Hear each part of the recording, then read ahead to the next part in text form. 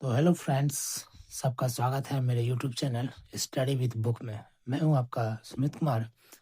और कल तक हम कर चुके थे सौरमंडल और आज तीसरा टॉपिक है पृथ्वी और उसका सौरिक संबंध। देख लीजिए कि मेरे पास लुसेंट सब्जेक्टिव है, लुसेंट ऑब्जेक्टिव है और साथ में क्विक रिवीजन के लिए महेश बर्नवाल का एनसीईआरटी सार संग्रह है। ये तीनों बुक को हम देखेंगे। इसमें इम्पोर्टेंट ज़्यादा कुछ नहीं लगा, इसलिए मैंने इसका शॉर्ट नोट्स नहीं बनाया। जितना भी इसका रिवीजन होगा हम इसका क्वेश्चन आंसर सब ऑब्जेक्टिव से करते चलेंगे और रिवीजन के लिए हम एनसीईआरटी सार संग्रह देख लेंगे। तो देखिए कि पहला है कि प्रकाश चक्र वैसी काल्पनिक रेखा जो पृथ्वी को प्रकाशित और अप्रकाशित करती है। ये थोड़ा सा इम्पोर्टेंट है, इसे पढ़ लेना। फिर है कि पृथ्वी की दो गतियां हैं। पहला है घूर्णन, दूसरा है परिक्रमण। अब अगर आप बिहार पुलिस के एग्जाम में बैठ रहे हैं और वहां पे ऑब्जेक्टिव टाइप क्वेश्चन होता तो चूंकि आपको यहीं तक पूछेगा, अगर पूछेगा कि पृथ्वी की कितनी गतियां हैं, यानी पृथ्वी कितनी तरह से गति करती है, तो पृथ्वी दो तरह से गति करती है। पहला हो गया घूर्णन, दूसरा हो गया परिक्रमण। इसमें बाकी इंपॉर्टेंट कुछ नहीं है।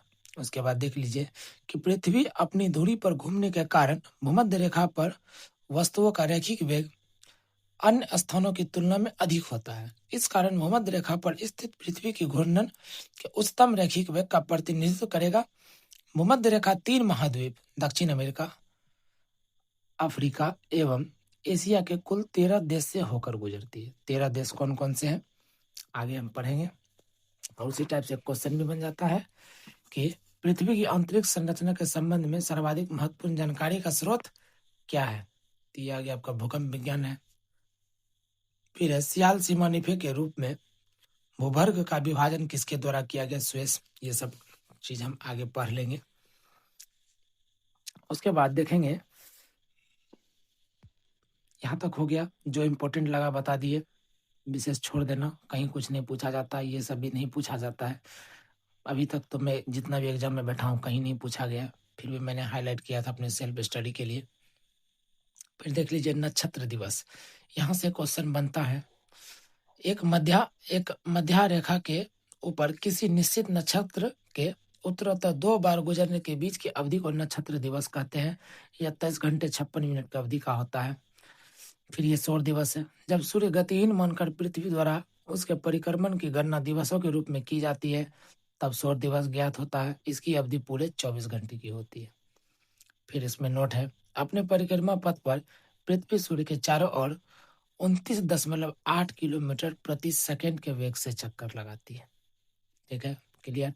उसके बाद उपसौर देख लीजिए। उपसौर में पृथ्वी सूर्य की परिक्रमा दीर्घवृत्तीय कक्षा में करती है, जिसका एक कोकस पर सूर्य होता है। जब पृथ्वी अत्यधिक पास आती है तो उसे उपसौर कहते हैं। बस उपसौर समझ गए, शेष छोड़ दीजिए। और ये ऐसी स्थिति 3 जनवरी को होती है, यानी 3 जनवरी को पृथ्वी सूर्य के सबसे निकट होती है। कितना निकट होती है, तो 14.70 करोड़ किलोमीटर निकट के आसपास दूरी होती है। और उसके बाद जाता अपसौर। ये दोनों टॉपिक हम कल भी पढ़ चुके हैं। यदि आप रिवीजन किए होंगे तो अच्छे से पता होगा कि 4 जुलाई को 15.21 करोड़ किलोमीटर दूरी हो जाता है और 3 जनवरी को 14.70 करोड़। तो इतना इंपॉर्टेंट नहीं है, पिछली क्लास में हम पढ़ चुके हैं।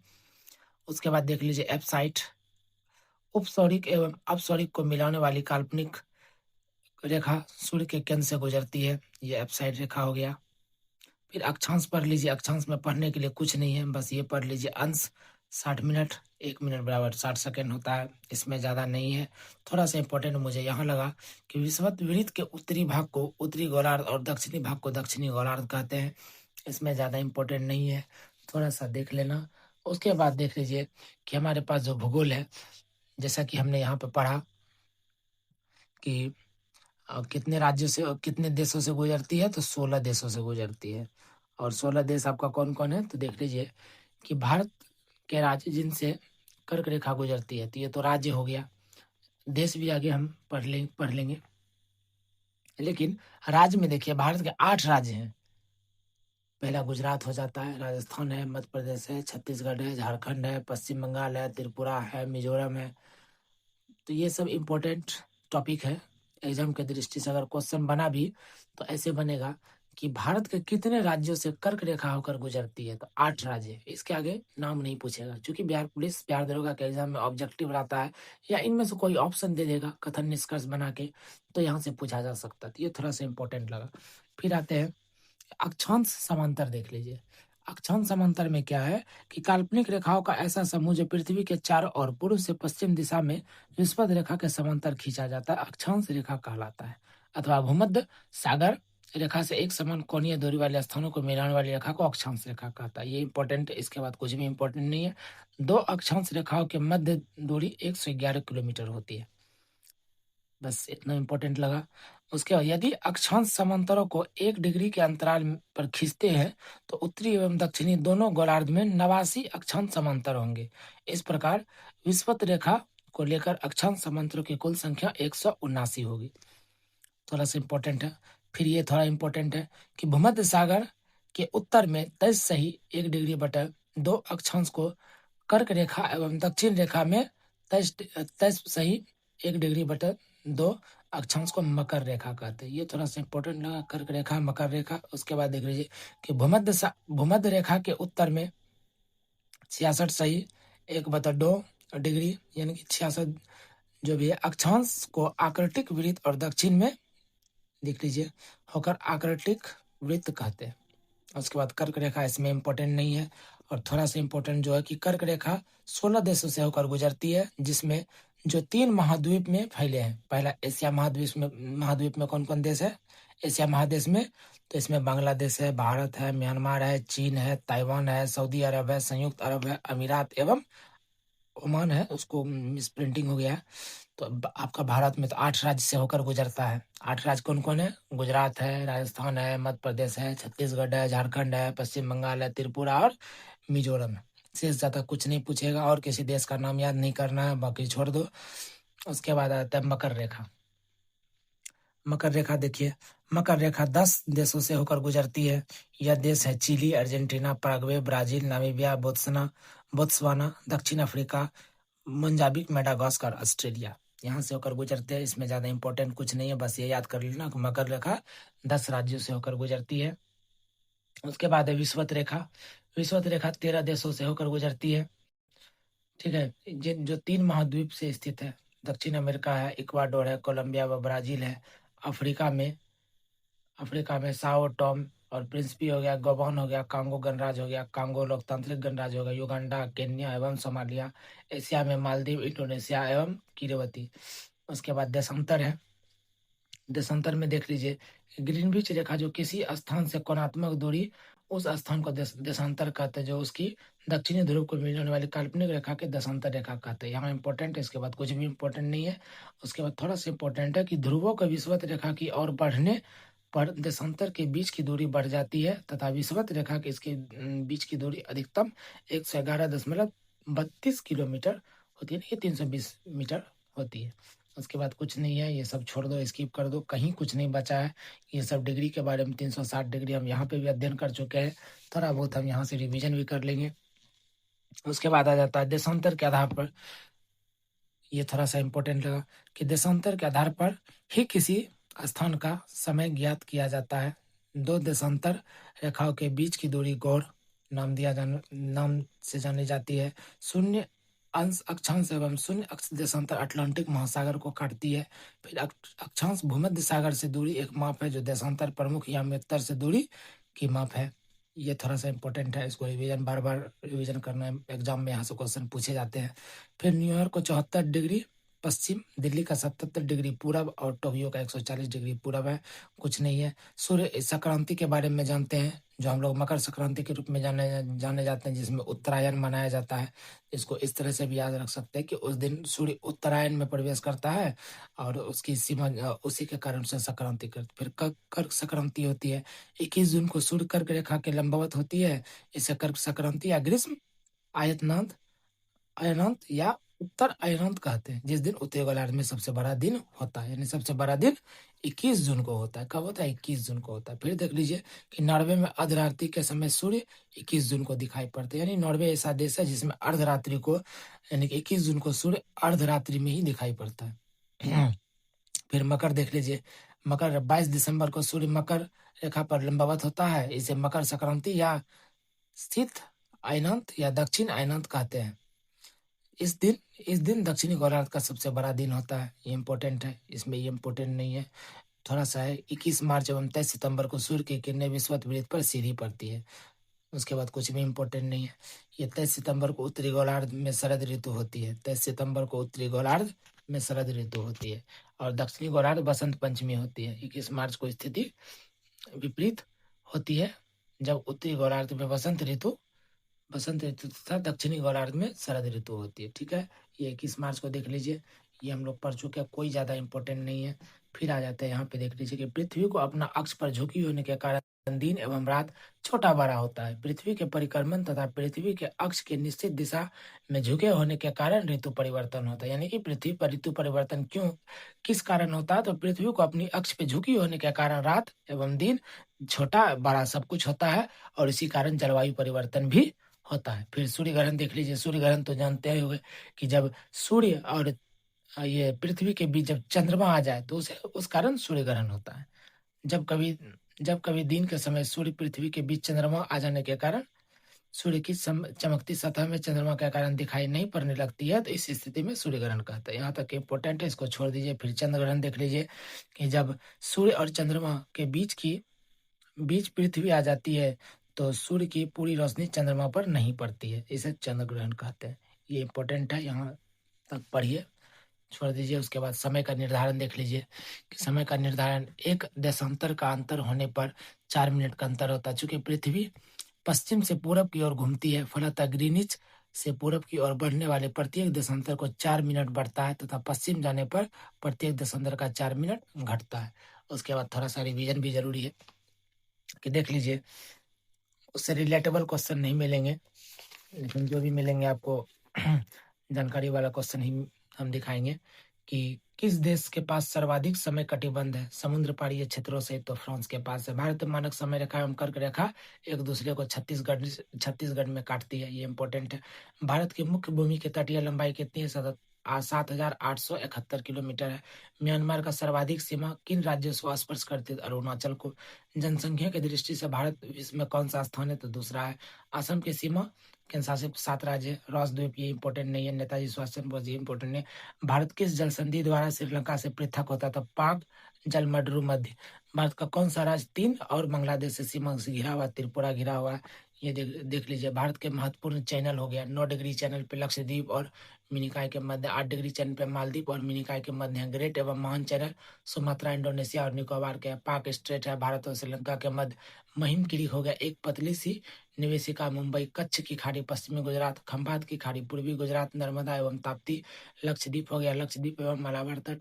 मन्नार की खाड़ी हो गया कोको स्ट्रेट हो गया। दक्कन पास हो गया। 10 डिग्री चैनल, ये थोड़ा सा इंपॉर्टेंट है। 10 डिग्री अंडमान एवं निकोबार के मध्य।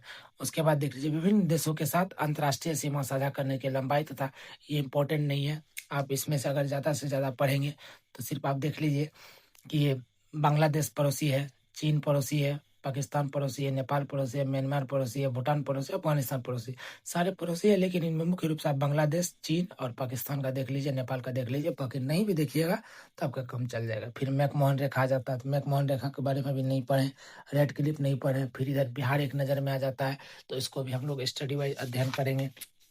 उसके बाद भौतिक विभाजन, तो इनमें रिवीजन के लिए इसमें ज्यादा इंपॉर्टेंट भी मुझे कुछ नहीं लगा। फिर यहाँ तक के बाद देखते हैं न्यूयॉर्क में, ये सब देखिए, ये सब पढ़ ही चुके हैं। मकर संक्रांति, सब में कुछ नहीं लगा मुझे।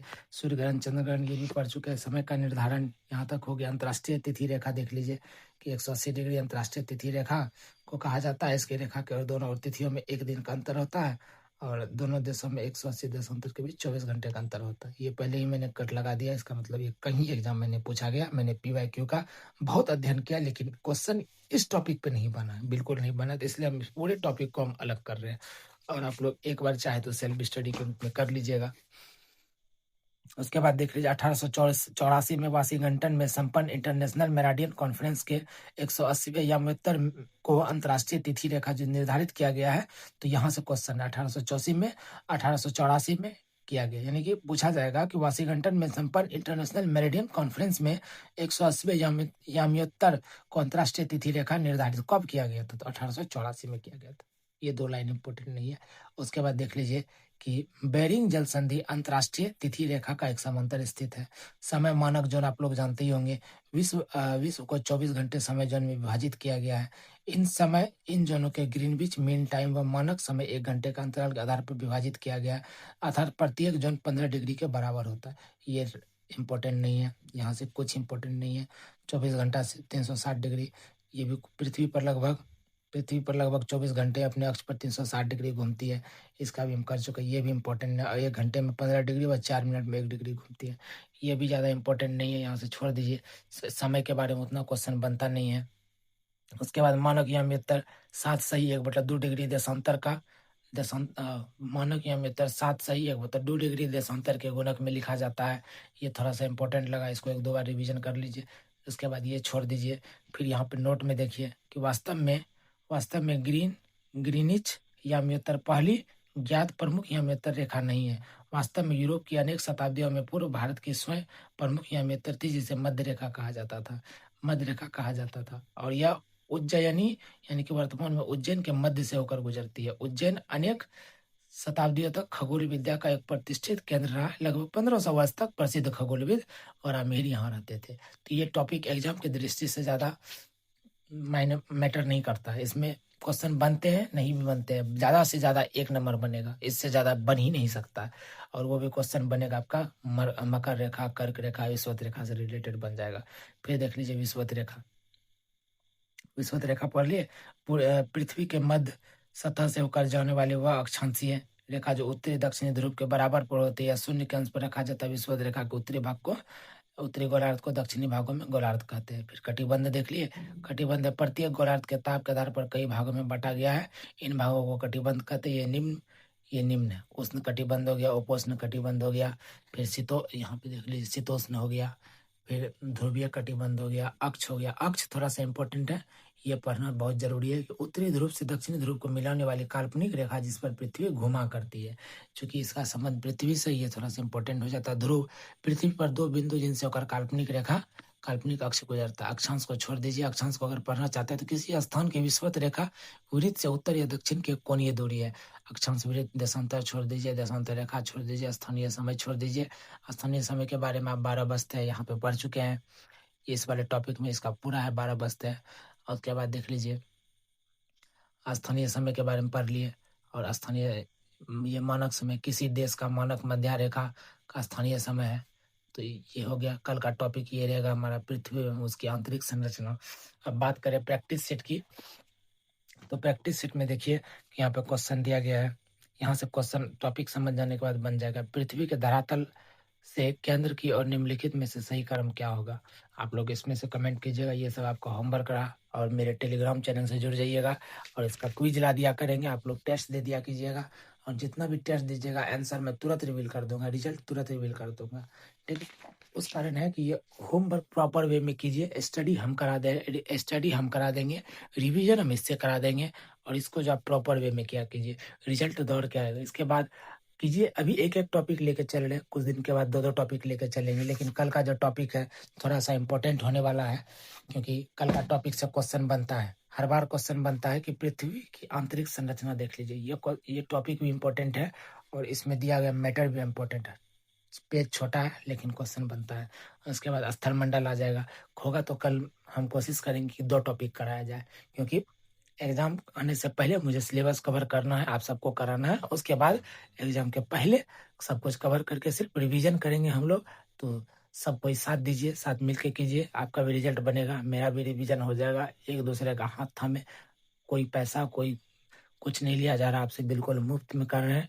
और देखिए, एक बार भरोसा जताइए, रिजल्ट 100% गारंटी एक रिजल्ट बनेगा। जो सब बुक हम करा रहे बेसिक बिहार पुलिस के लिए काफी है। आप बिहार दरोगा का प्रीलिम्स तक निकाल लीजिएगा, मेंस में आपको पढ़ना होगा। तो देखिए क्या होता है। तब तक के लिए जय हिंद। मिलते हैं अगले वीडियो में। धन्यवाद आप सबका।